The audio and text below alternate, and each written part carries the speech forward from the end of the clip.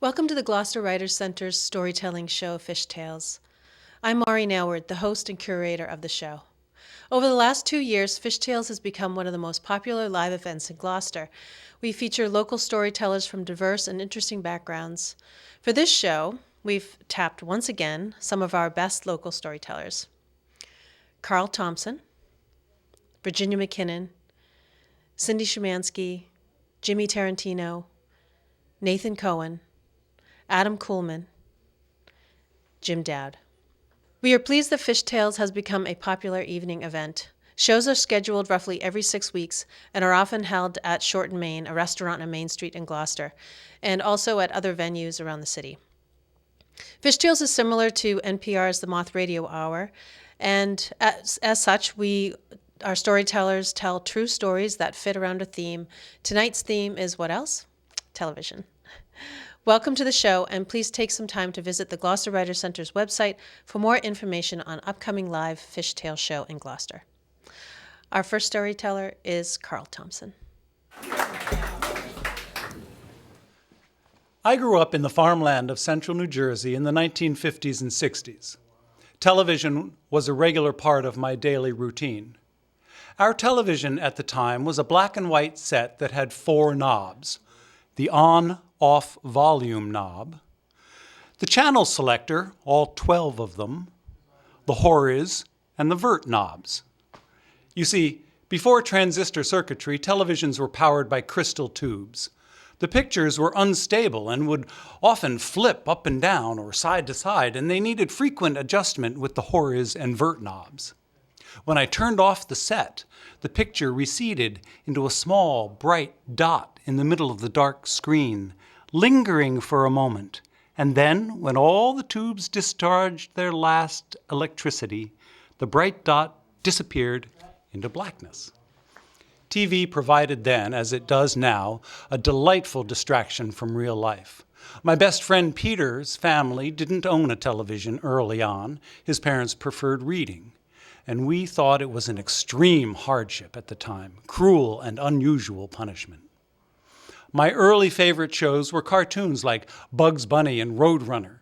Later, I watched odd amalgams like Car 54, Where Are You?, Diver Dan, and Batman. And then much later, when I was perhaps 10, I thrived on war shows like Combat and cowboy shows like Bonanza. Each was as silly as the others, but engaging nonetheless.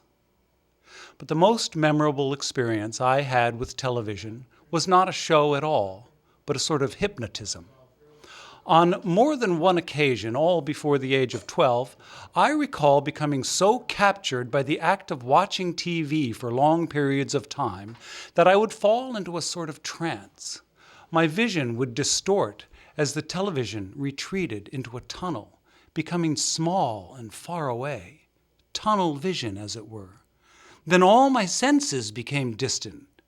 My body awareness becoming undifferentiated, like a tiny bright spot in the middle of darkness. All the while, the I that was experiencing this was the same me as always, only from a distant vantage, way back behind my head. I could snap out of it at any time simply by shaking my head until my normal vision returned. The experience didn't have any particular meaning to me. I just thought it was kind of a cool television-induced altered state. It occurred a number of times, always the same way, and when I mentioned it to my mother, she was concerned and took me to have my eyes checked. There was nothing wrong with my eyes. Eventually, as I moved into my teen years, my attention was drawn away from television, and these experiences stopped. But when I was 18 years old in college, I began practicing Transcendental Meditation, TM, is based on a Hindu tradition that leads the meditator into a transcendent frame of mind, where the senses fade into the background and awareness of being becomes the primary experience. Through TM, I learned that my body and my spirit are not the same thing, that my spirit inhabits and enlivens my body, but has its own quite independent existence. For the past 44 years, my meditation practice has changed in many ways, but oddly enough, even now, it's not unusual for me to sit quietly, turn my attention inward, gradually quiet my senses, slowly still my thoughts. Sensory input recedes. Then, much like turning off an old tube-type TV, all the dramas of the world grow smaller, less significant, until they become a single, tiny, bright spot in the middle of a vast emptiness. Then nothing.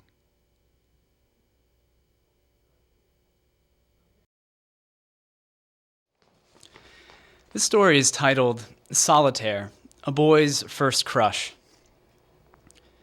When the executives at the Home Shopping Network sat down in their boardrooms to discuss their target demographic, I don't suspect they had me in mind. Not in 1988, at least, when, as a 7-year-old growing up in small-town Virginia, I had less disposable income than your average miner's widow. Just whatever sticky dimes I could scavenge from the cushions of my father's favorite recliner. Still, for the better part of my first grade year, I had eyes for one television channel alone. Unlike my peers, who adored Nickelodeon for its whipped cream-coated game shows, my taste ran in a more refined, more glamorous direction. So for at least 2 hours every day after school, I sat on a rug before a 24-inch Zenith, transfixed by the breathless peddling of oversized cubic zirconia. Of course, I departed from Home Shopping Network's core viewership in other ways. For one, I was free of gout, social anxiety disorder, and anything else that might have kept me cooped up at home, hunched beneath 2 flatulent cats in an Afghan blanket. But most incongruously, I was equipped with a penis, albeit one the size of an uncooked macaroni. The way I saw it, Home Shopping Network had a number of virtues. On an inferior station, a show like MacGyver was interrupted for commercial breaks at moments of peak intensity. HSN, on the other hand, provided one continuous stream of heart-pounding action. As soon as time ran out on a 2-carat blue topaz ring, the camera panned to a flaxen-haired beauty, cocking her head this way and that, showing off a pair of simulated tanzanite earrings. If you had explained to me that commercials don't take commercial breaks, I would have stood up, kicked you in the shins, and returned to my tennis bracelets. And unlike the scripted drama on USA, Home Shopping Network derived its suspense from real people and real life. I can remember my stomach tying in knots as the little clock in the bottom corner of the screen ticked toward 0 on a particularly hot bargain. A half-carat diamond pendant, listed at $500, now down to $49.99. Was this really happening? As I looked around my empty house for confirmation, I envisioned people all over the country trying to reach their phones.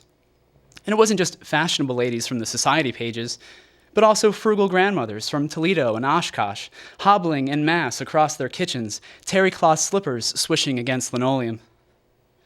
In the countdown's final seconds, I'd jump to my feet, begging them to ditch their canes and dive for the receiver. I keep mentioning women's jewelry because, to me, these were the only shows that mattered. Sure, if I needed a fix, I'd sit through some washed-up actress hawking cold cream. But nothing got me fired up, like just the right gem-laden brooch. I suspect it had something to do with my favorite movie at the time, The Goonies, whose twist ending hinges on a sack bearing the impressively large jewels of a man named One-Eyed Willie. But also, I fell in love with gemologist lingo, bezel, baguette, solitaire, and the fine points of the trade, such as the myriad benefits of a lobster clasp over a simple toggle. I was always on the lookout for opportunities to share my knowledge. For instance, with the bank teller who clicked her manicured fingernails on the counter while I waited in line alongside my mother.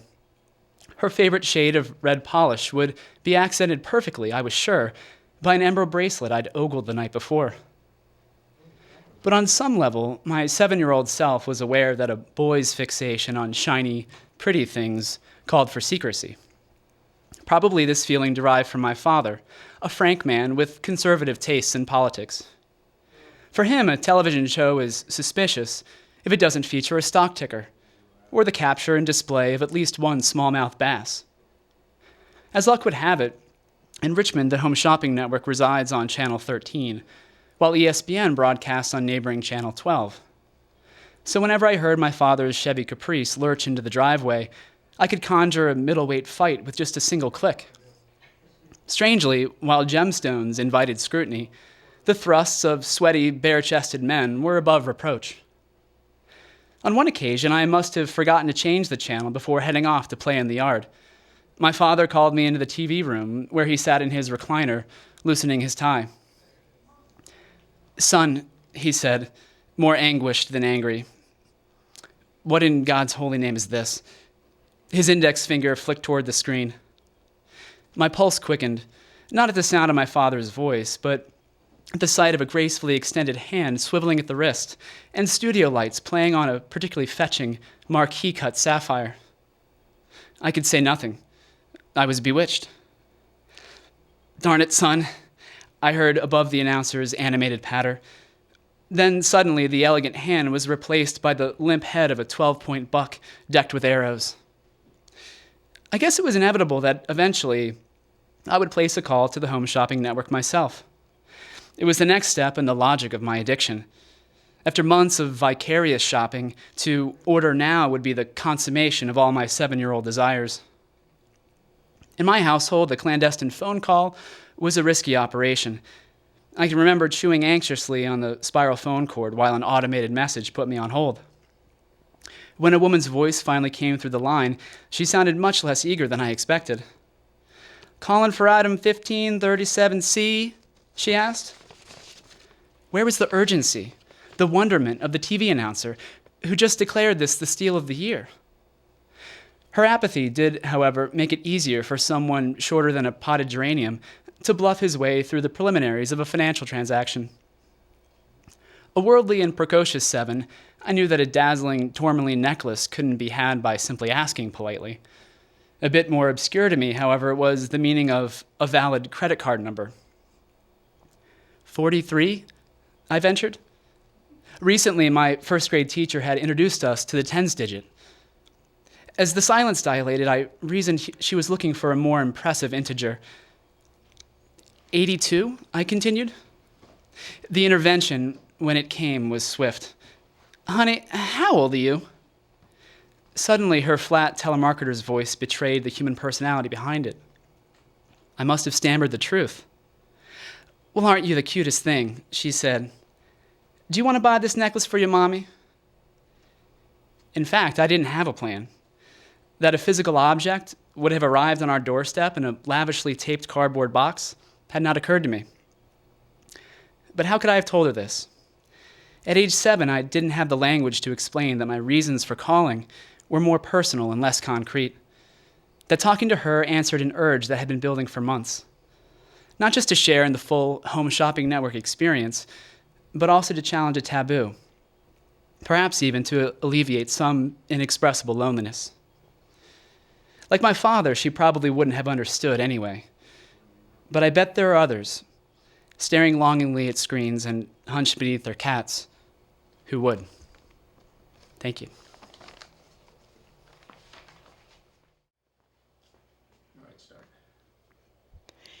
Memories of Gould Court, Gloucester, Mass., 1929 to 1939. Gould Court is located just a block away from the American Legion building and the statue of Joan of Arc on Washington Street. On the right is Middle Street, and the next right is Gould Court. The stately steeple of the Unitarian Universalist Church is in view and back of a stone wall and vine-covered fence. Around the corner to the dead end is St. John's Church, separated by another vine-covered fence. I felt so protected by these beautiful churches. My memories are of a magical place. My home was at number 14. My grandparents were the first of Italian heritage to purchase a home on Gould Court. I remember a school assignment to write the history of my street. I interviewed Mrs. O'Malley, the oldest resident. Her husband was the chief of police, Charles O'Malley.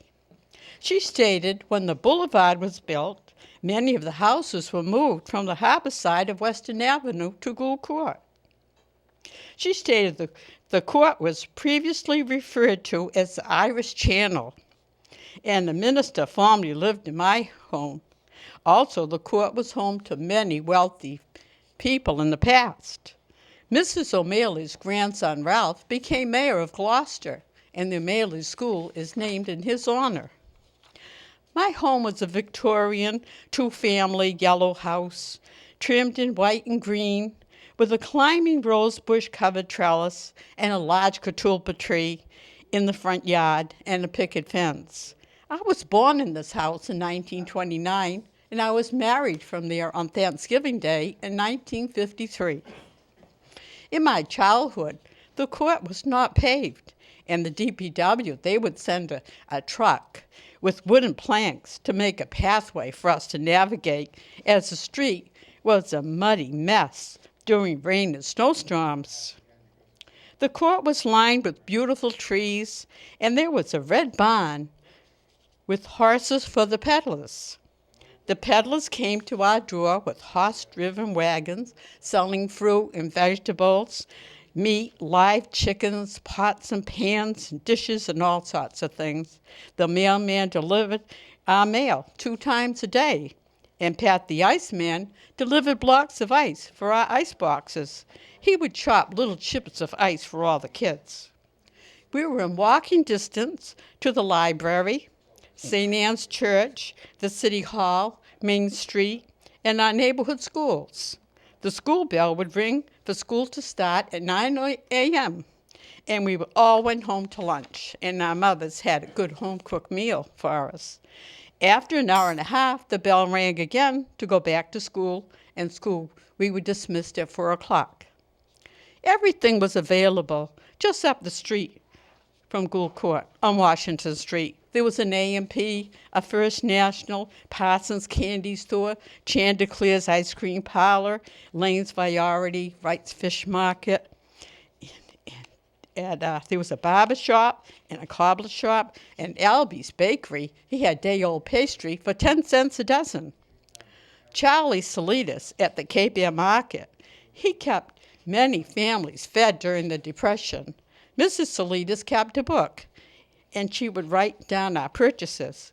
And as soon as my dad came home from a fishing trip, my mother would pay her bill. All the stores were closed on Sundays.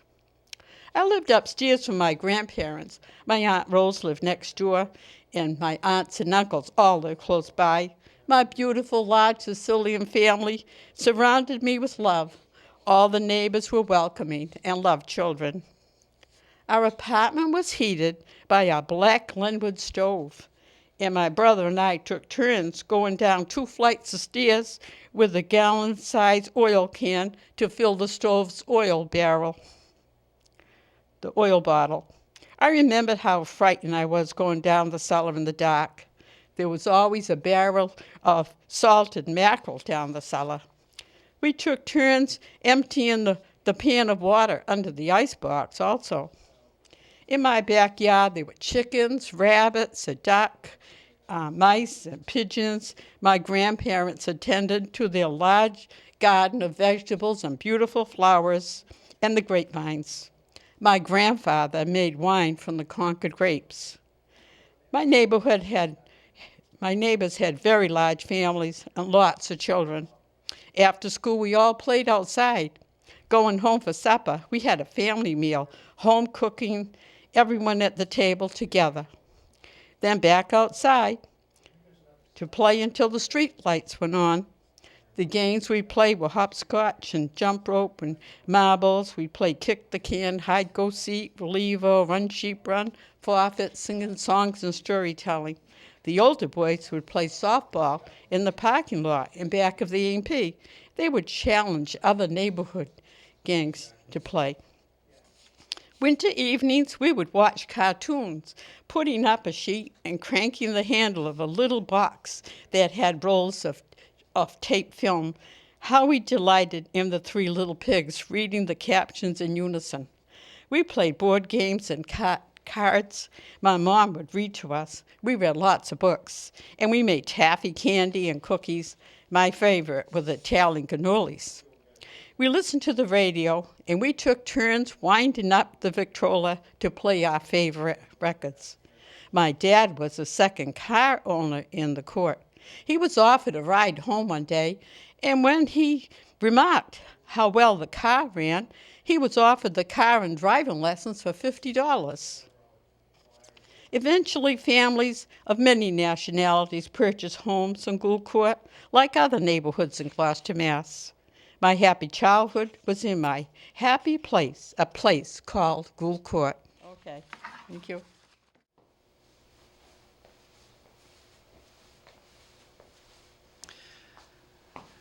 In the summer of 2000, I spent 5 weeks studying music in Ghana, in Accra, and I was living with a host family. And in the first couple of days that I was there, a lot of the people in the compound where we were living would ask me if I knew Meg or Cole or Caitlin or Vanessa or Virginia. And there were other students from my college who had stayed in the same host family. And so I assumed that they were talking about some people that maybe I actually did know from back home. And it was only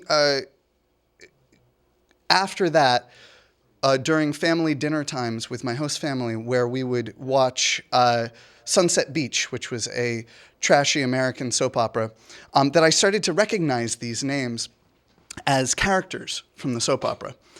And, there was, I don't know how to start unpacking this idea that maybe I personally knew these characters from back home. But before we even get there, just the idea that I would know, that I would be friends with somebody like Cole from Sunset Beach. I mean, Cole's the guy who impregnated Caitlin and Caitlin's mother, the same mother who tried to steal Caitlin's baby. Let me back up for a minute. Sunset Beach, in case you missed it, is an Aaron Spelling failed soap opera circa 1997 in the U.S. It was a daytime thing in the States, but it was a primetime thing in Ghana. That these kids thought that I might be friends with somebody like Virginia, who drugged Vanessa, and then while Vanessa was unconscious, impregnated Vanessa with Tyus's stolen sperm so that Vanessa seemed unfaithful to her partner, Michael. Michael was sterile. The thought that these kids thought that I might have been with these characters on Terror Island, where there was a masked murderer who was picking off characters one at a time. This idea that maybe I was with Mark Wolper in his dying moments when he, in his last breath, unmasks the killer and notices that it's Ben's face, only it wasn't Ben, it was Ben's evil twin, Derek. Kind of blew my mind that maybe they thought that I was connected really personally with this. This is a story about perception. And I was appalled that we were watching Sunset Beach every night in Ghana, and I was confused by this misunderstanding that I might be personal friends with these characters. But the perception of American culture was so strong through this lens of this awful soap opera that it was palpable. And it was so palpable that it seemed plausible in some ways that these characters had actually managed to become real. Anyway, these perceptions really affected how they had a direct bearing on how I was treated in Ghana and how the kind of assumptions that people made about me. So I was white, and I was one of the only white people within several miles of where I was staying. And I was reminded of this quite often because little children would point at me and scream and cry when I walked by sometimes, because for many of them I was the only white person that they had seen. And grown men would stop me on the street and they would say, "Hey, white man, what right do you have to be in my country?" And we would sit and we would talk about race relations and economic disparity. And I really appreciated this bluntness. I found it really refreshing to have this label so out front so that there was a mechanism by which we could have real conversations and peel back some of these layers so that our obvious differences were smaller. We could get past those quicker so that we could talk about what we had in common, which at the end of the day is most things. Another assumption, another perception was that because I was American and because I was white, I was also wealthy. And in some ways, if you can afford to fly across an ocean, you are wealthy. But a lot of people had a really hard time believing that I had spent all of the money that I had in order to get to Ghana. And this perception of me as a wealthy person was new to me. I mean, I was a college kid. And it played out in both big ways and small ways when I was in Ghana. An example of one of these larger moments, I walked into a church hall where there was a fundraiser, there was a concert. And just as I was walking in, total coincidence, the person at the microphone who was raising money asked, is there anybody here who can put up $5,000 to help us with this building project? And everybody in the room is looking around, is there somebody like that? And here, I've just walked in the door, and here's my white, shining face like a beacon, and the room stood up and gave me a standing ovation as I looked at the floor and shuffled into the corner. This dynamic played out in smaller ways, too. There were different prices for white foreigners and for locals. I had shown up in Ghana without a towel. It hadn't occurred to me to bring a towel. And so my host mother, Angela, who's an imposing woman, brought me next door to buy a towel from the neighbor who inexplicably was a towel salesman, and she had a room stacked high with towels. And the Ghanaian price was 8,000 cedis, and the price quoted for the white man was 12,000 cedis. It's a difference of 40 US cents. But my host mother was insisting that I should get the Ghanaian price, and the neighbor was standing firm on her price of 12,000 cedis. And what ensued was this argument back and forth as they bartered. My host mother arguing 10,000 is a fair compromise, and the neighbor saying absolutely not. It's 12,000 or nothing. And so my host mother fanned out 12,000 cedis. There were 2,000 CD notes each, and she held it out to the neighbor, and the neighbor took it still in its fan. And my host mother picked up the towel and turned to me, and reaching, plucked one of the bills from her neighbor's hands and yelled, "Run!" to me. And we ran back just next door. And I told my host mother, you drive a hard bargain. And she had never heard that phrase before, and she loved it. And I heard it frequently as she would recount her day's barterings at night over dinner during commercial breaks of Sunset Beach. Sunset Beach. Little by little during my time in Ghana, I started to understand this Ghanaian perception of America through that lens of this garbage soap opera. And then little by little, something unexpected happened. I don't know if it was like watching a train wreck that I couldn't look away from, or if it was a little bit of homesickness, but little by little, I became hopelessly addicted to Sunset Beach.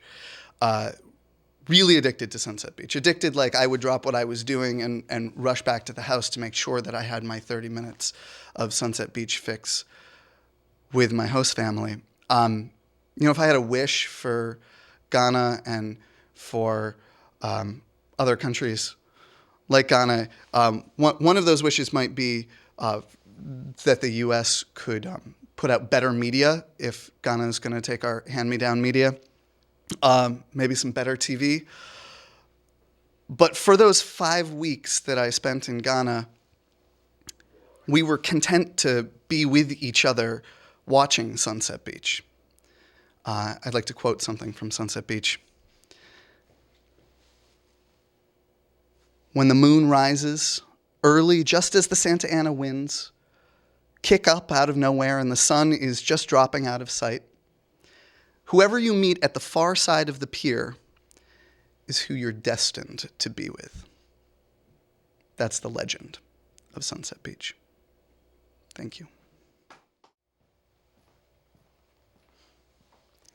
Sometimes I can't distinguish between the real world and the shows I grew up with.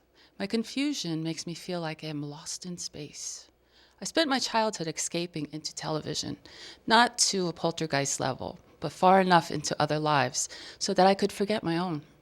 That was a good thing, since my life could be showcased on The Twilight Zone and Alfred Hitchcock Presents.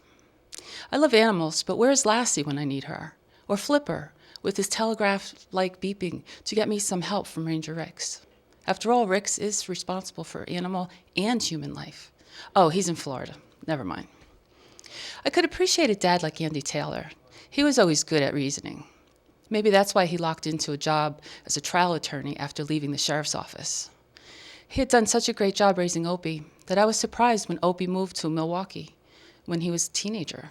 He was already happy in Mayberry. However, while there, he was good friends with the Fonz, who ended up in Vietnam, became a hero, escaped the mental ward, and wanted to start a worm farm with his war buddies. Hey, kind of Vicky if you ask me. However, he did meet up with Gidget, who got rid of her bikini to become a nun.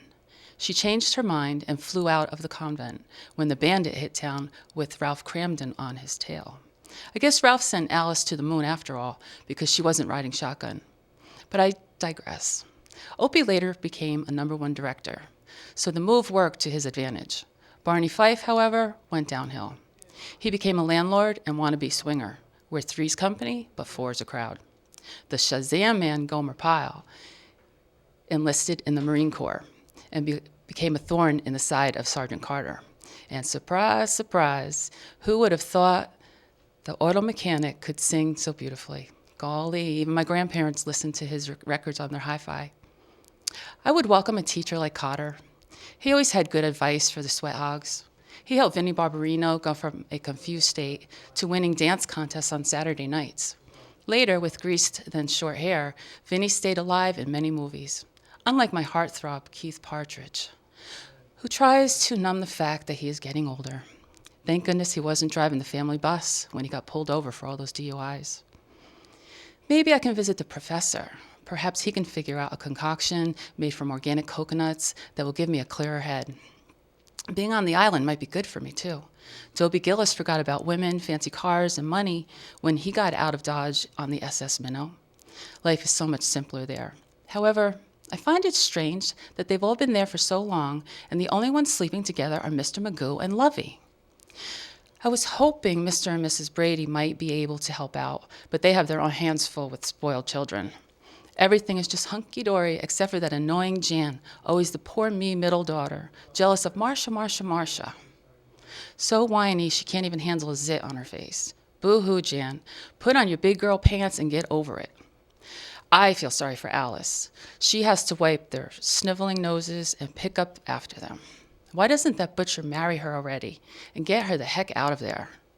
Hazel, a take-charge maid with Pavlovian mentality of training, was good at cleaning up messes, household and cerebral.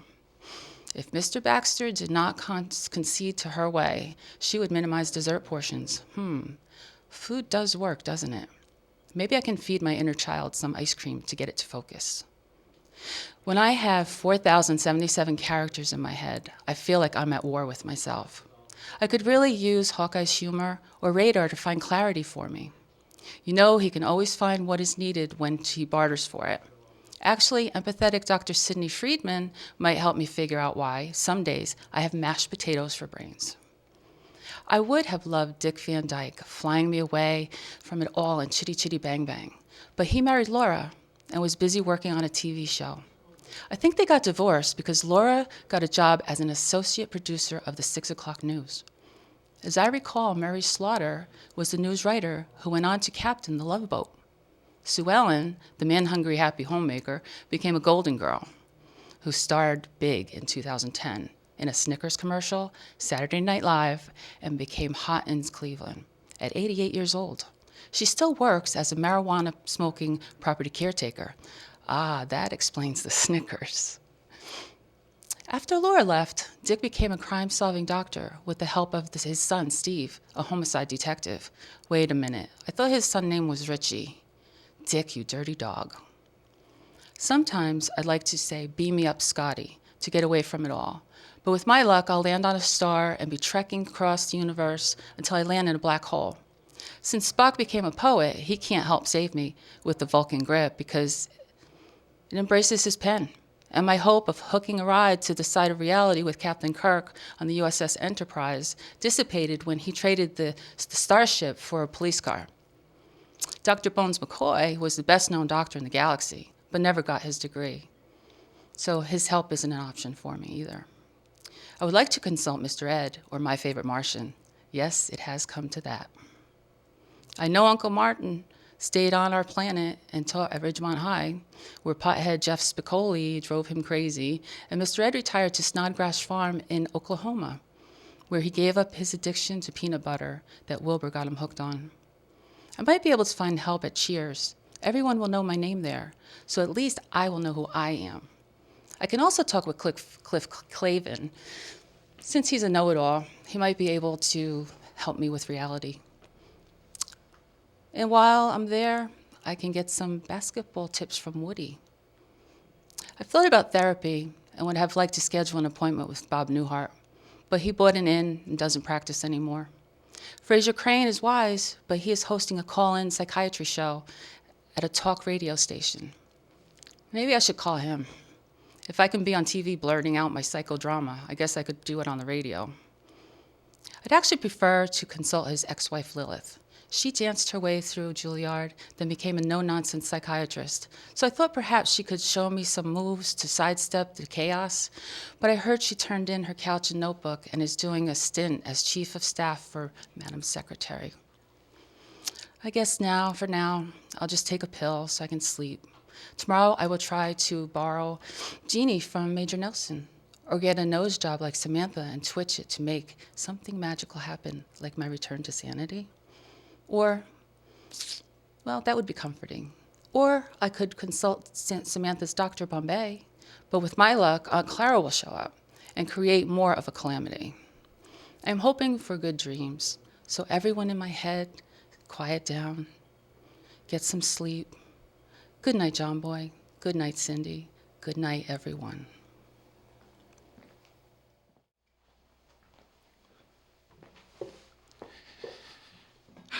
So making a TV commercial is actually an incredibly difficult thing. Even a crappy one actually takes an incredible amount of effort, a lot of expertise. A lot of people get brought onto the set to make things work. And essentially, when you're doing this, you are standing on top of a pile of burning money. And you're just trying to get this thing done before the fuel runs out. And I've worked in advertising for 15 years. I typically was not the guy who got brought down to the shoots or out to the shoots, wherever we went. But in this one case, my first shoot, it was a very technical product. And there were there were like a handful of people at the agency who actually understood how this thing actually worked and why it worked. And we had this terrific idea, and this is like before social media, that instead of using actors to play IT people, IT managers, we were going to get actual real IT people out of the trenches. We were going to bring them there, and they were going to talk about their issues, their problems, and then they were going to talk about why this product was important to them, and this was a terrible, terrible idea. Terrible. This is a terrible idea.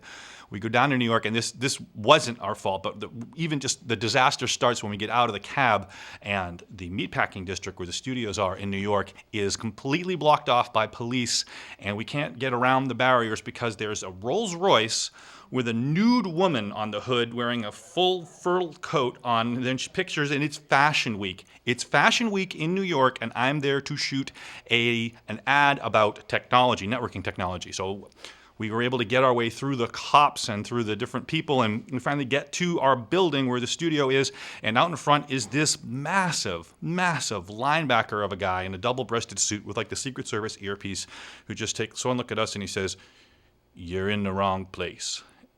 And I'm like, "I'm not in the wrong place. I'm shooting on the second floor up here." "You're in the wrong place."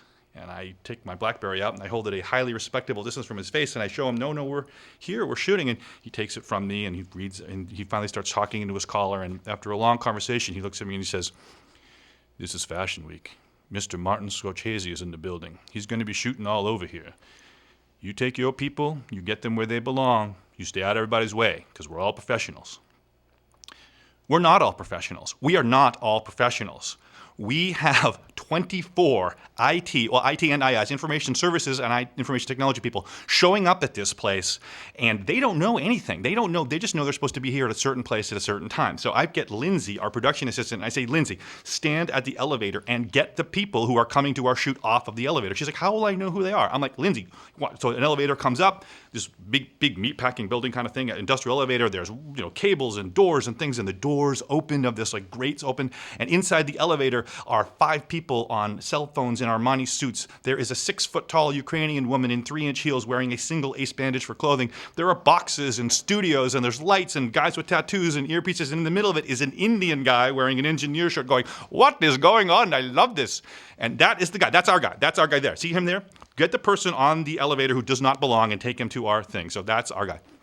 So that's Lindsay's job, except that it turns out it's not the only elevator. And because the streets are blocked off and the ways around it, there's stairs and there's another elevator. And my people are running all over this place. They are IT. I have unleashed an unholy plague of IT onto Fashion Week. And they are running around, talking to people, messing with people's technology, talking to camera people, talking on cell phones, going into the wrong sets. I'm getting emails and calls, and angry people are coming up to me, and it is a nightmare. And even worse, they're terrible actors.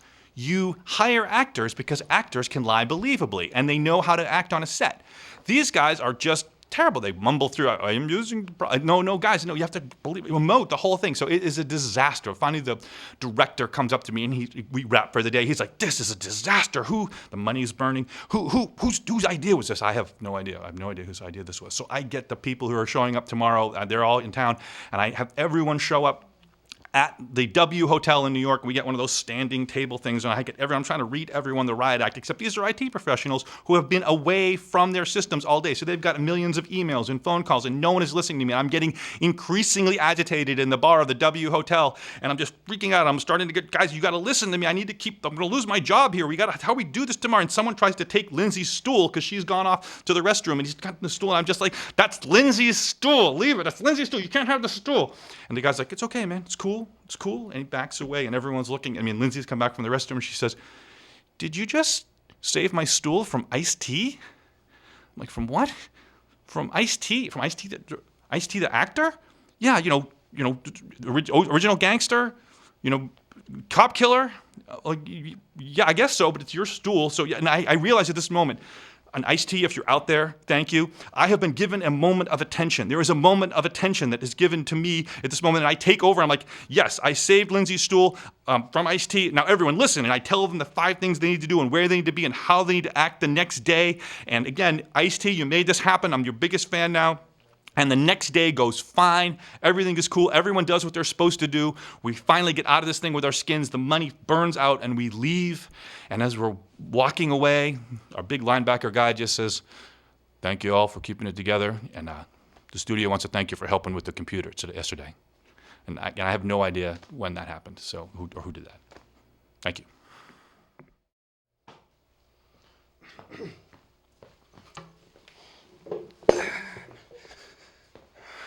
Don't believe everything you see on TV. They're just telling you what you need to hear so you'll buy whatever it is they're selling. And believe me, I know, I speak from experience. A few years ago, I had the privilege of appearing on the popular reality show Survivor. My 132-page contract clearly stated on page 67, producers and their affiliates reserve the right to edit to justify the vote. In other words, if you're happy, we can make you look sad. If you're giving, we can make you look selfish. You can be an angel, and we will make you look like the devil, as needed to support the ratings. Sign here, initial there. No problem. I was Jimmy T. I had the ego the size of 10-Pound Island. I was the reigning international Dory champ, Sainbow champ. I wasn't afraid. So before going on location in Nicaragua, we were sequestered for several days with all the other contestants.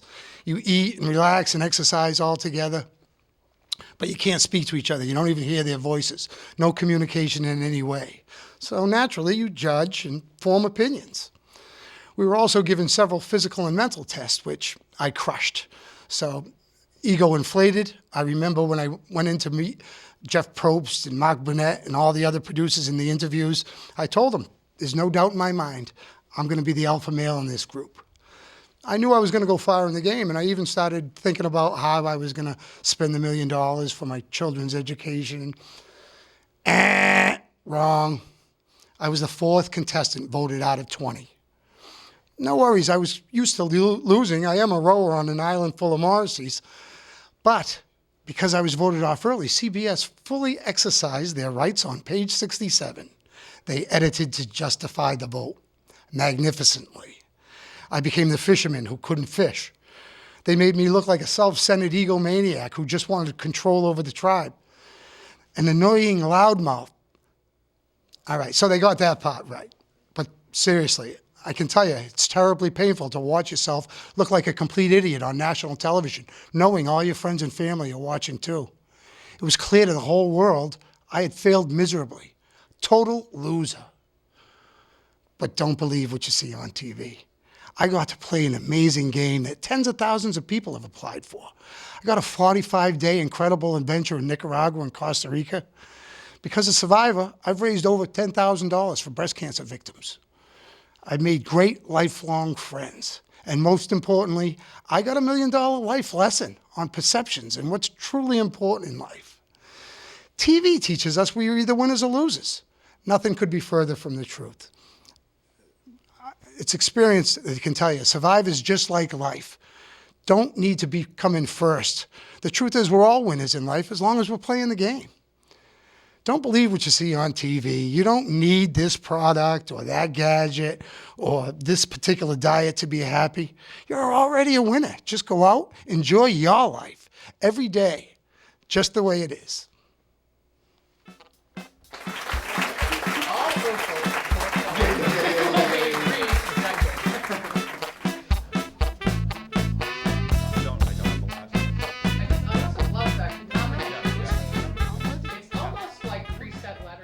I don't. I'm the last untattooed man in America, I think. Maybe. No. Yeah. Listen, Yeah. I'm with you. Yeah. It's like, You wouldn't make graffiti on the Sistine Chapel. right?